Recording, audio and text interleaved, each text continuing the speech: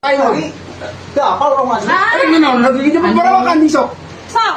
Naon di sok. Hayang tenar, duina dengan jago di media sosial. Hayang sama. Hayang kumaha? Lain mo mo bilang itu mo. Ayo mah gara-gara mah bulan jelema ya. Ayeuna kasalaki ayeuna laki-laki itu gitu. Ayeuna mah masyarakat saya. Anjing, bisa tak goblok? Holin. Si Holin. Ya, emang saya anjing. Nih guys, di Garut ada yang lagi viral yaitu oknum kepala desa yang melakukan intimidasi terhadap warganya karena memviralkan jalan yang rusak dan mempertanyakan dana desa kemana. Yang melakukan intimidasi adalah keluarga dari kepala desa ini dan dilakukan secara ramai-ramai, secara keroyokan. Nah, ini menjadi sebuah perhatian juga terhadap seluruh kepala desa di Indonesia pada saat melakukan intimidasi atau melakukan hal-hal yang tidak terpuji terhadap warga karena warga mempertanyakan kinerja, mempertanyakan hak-hak mereka. Harusnya seluruh kepala desa ini introspeksi diri.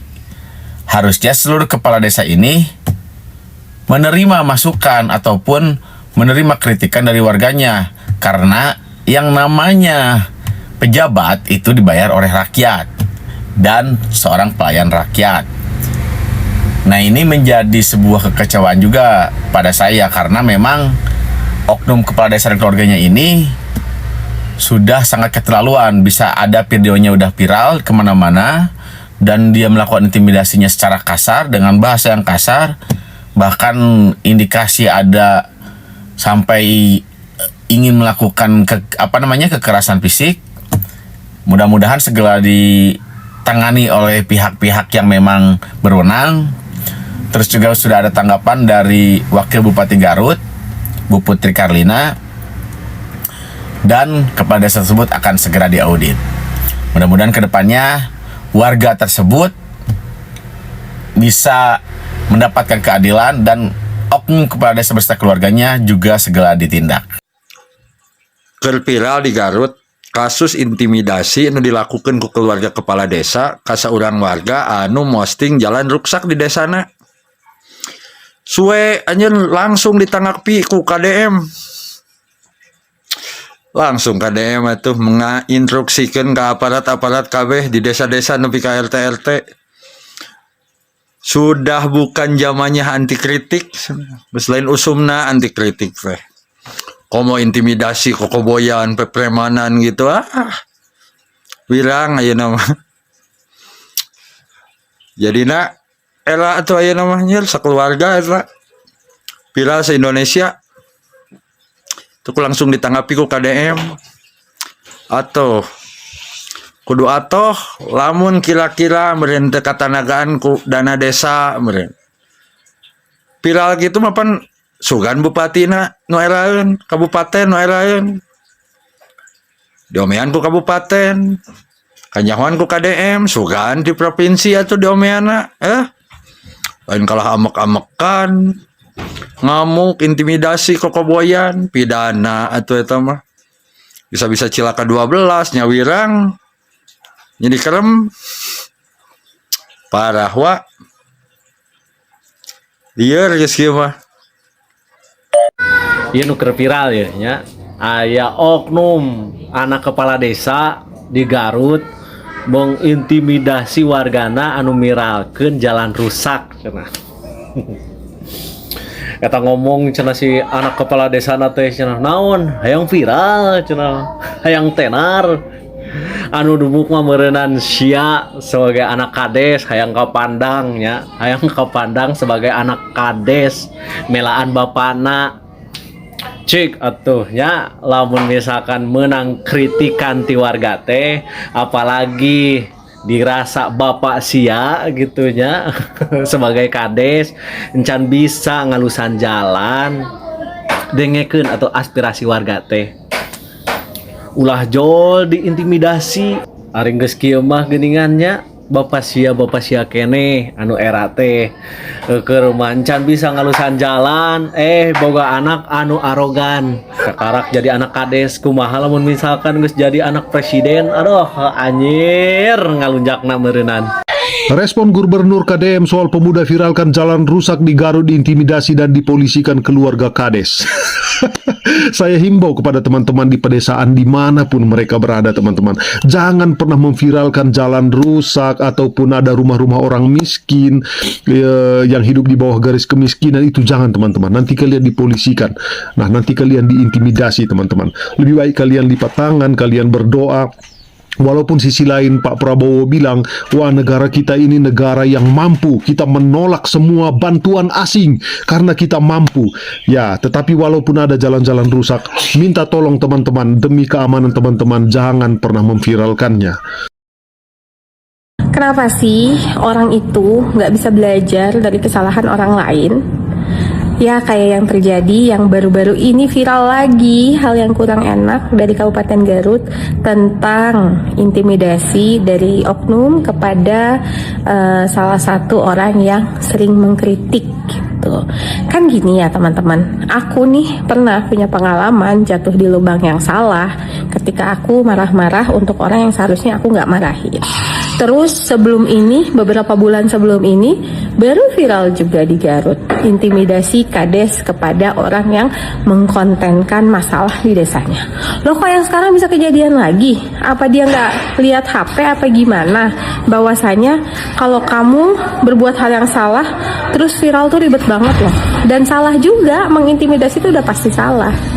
Karena sudah kejadian, nasi sudah menjadi bubur. Semoga oknum yang bersangkutan itu mendapat pelajaran, mendapat hikmah, mendapat kesadaran bahwa marah-marah itu bukan solusi. Ya namanya memilih untuk jadi pimpinan pasti akan berhadapan dengan kritik, pasti akan berhadapan dengan orang yang gak suka, pasti akan berhadapan orang yang tidak setuju dengan apa yang kita lakukan. Itu resiko dan itu harus diterima. Ketika mencalonkan aja itu sudah harus menerima konsekuensi tidak disukai orang atau mendengar hal yang kita tidak sukai.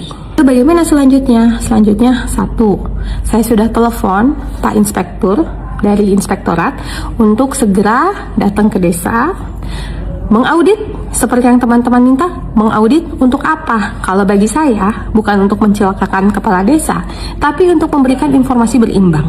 Kalau memang misalnya di desa itu ada pembangunan dan dana desa berjalan sesuai dengan kebutuhan, maka harusnya Pak Kades tidak perlu takut kalau akan diaudit, karena kita harus memberikan informasi kemana sih dana desa yang dikeluhkan katanya nggak ada pembangunan itu.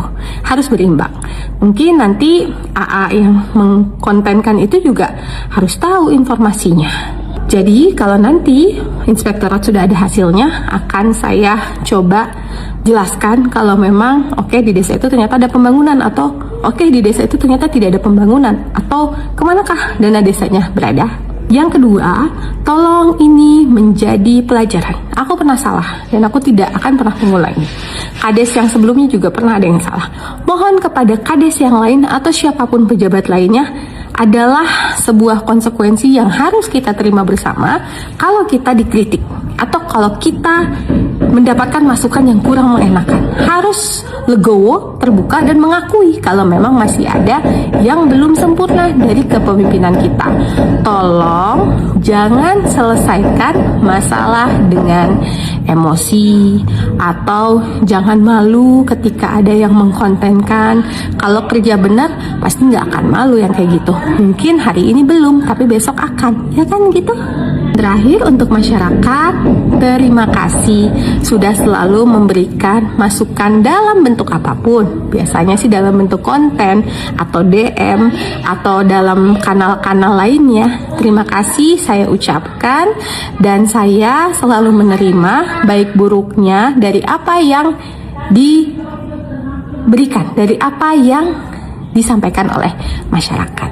Dan terima kasih juga perhatiannya untuk Pak Gubernur. Insya Allah selanjutnya kami tangani di kabupaten. Terima kasih dan mohon maaf semua. Untuk jajaran aparat desa dimanapun berada, baik kepala desa, aparat dan perangkat desa, sampai ketua RW, RT, kepala dusun.